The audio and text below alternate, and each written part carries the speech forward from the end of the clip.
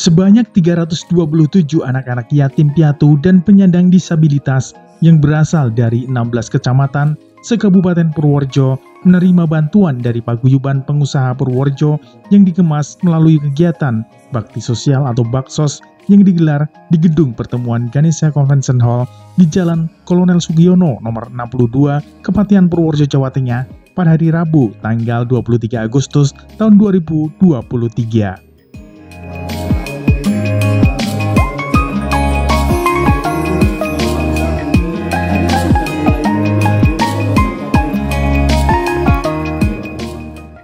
Hadir sekaligus menyerahkan secara simbolis PLT Kepala Dinas Sosial Provinsi Jawa Tengah, Teguh Hadi Nugroho. Hadir juga Ketua DPRD Kabupaten Purworejo, Dion Agassi Setiabudi, unsur Forkopimda, Kepala Dinas Sosial, Pengendalian Penduduk, Pemberdayaan Perempuan dan Perlindungan Anak Kabupaten Purworejo, Ahmad Jainuddin, Sesepuh Paguyuban Pengusaha Purworejo, Rukma Setiabudi, dan tamu undangan lainnya.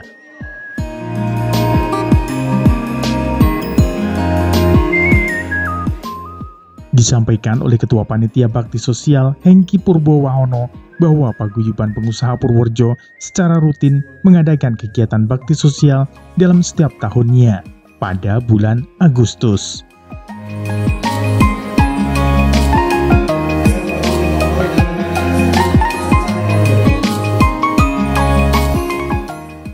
Adapun bakti kali ini adalah kali ke-7 dilaksanakan sejak 6 tahun berdirinya Paguyuban Pengusaha Purworejo.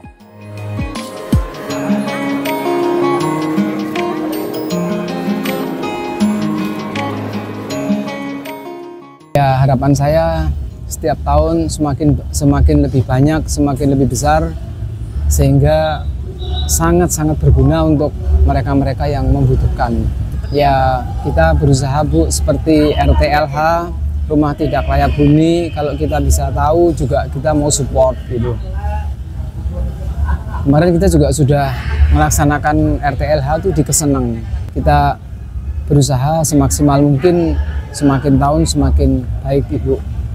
Karena saya punya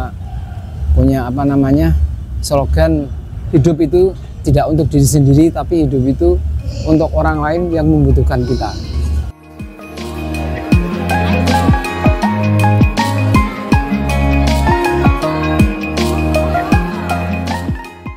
Untuk penanganan masalah kemiskinan ini kan cukup kompleks. Ketika kita bicara RTLH, bayangkan ketika kemudian satu rumah kita bantu 15 juta, padahal jumlah rumah tidak layak huni di Kabupaten Purworejo ini kan lebih tinggi daripada angka kemiskinannya itu sendiri. Nah, sehingga ini yang butuh kolaborasi bersama pemerintah daerah dengan teman-teman pengusaha, kemudian yang kedua juga dengan teman-teman dari Basnas, dan yang paling penting adalah kita kan sudah punya Perda CSR. Nah, ini sebenarnya bisa kita kolaborasikan. Memang kan selama ini terkait dengan penanganan CSR di Kabupaten Purworejo, ini kan kita belum pernah mendapatkan sebuah bentuk laporan yang transparan. Nah, harapannya ke depan kalau dari CSR yang diamanatkan oleh Perda ini perusahaan bisa ikut bertanggung jawab, saya kira akan sangat membantu dalam pengentasan kemiskinan di Kabupaten Purworejo. Jadi sifatnya harapan kami CSR ini tidak insidental. Pak Bupati ke suatu desa, oh Rohomah kayak CSR, oh Pak Bupati ini Rohomah kayak CSR. Harapan saya nggak seperti itu. Tapi bahwa perencanaan, kita lihat data kemiskinan kita di mana. Nah, anggaran dana CSR ini juga salah satunya untuk membantu penanganan kemiskinan itu. Harapannya seperti itu. Tidak hanya BUMN dan BUMD, indikatornya kan sudah diatur di situ. Jadi perusahaan dengan laba sekian itu sekian persen, dengan laba sekian persen. Untuk di Kabupaten Purworejo kebetulan kita sudah ada tim, ibaratnya koordinatornya itu kan dari Direktur Bank Jateng kalau nggak salah ya. Ya, karena selama ini memang di penanganan CSR ini kan kami di DPRD seakan-akan tidak pernah diajak berembuk juga. Padahal perdanya kan munculnya dari kami.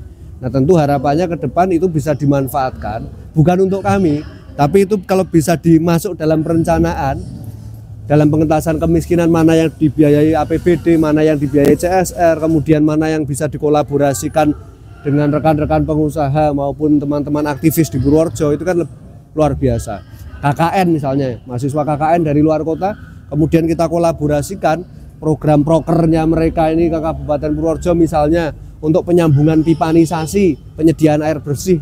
contoh itu kan luar biasa. Nah artinya pemerintah sebagai kolaborator ini yang harus mulai aktif untuk bergerak ke sana. Jadi harapannya mulai tahun depan ya Mas kalau tahun ini?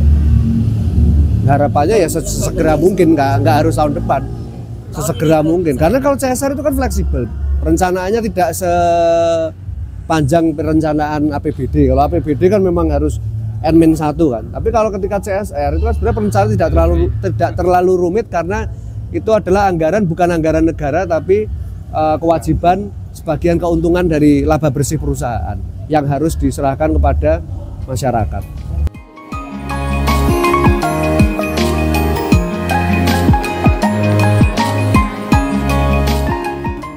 Dari Purworejo, Widarto Bagelen Channel melaporkan.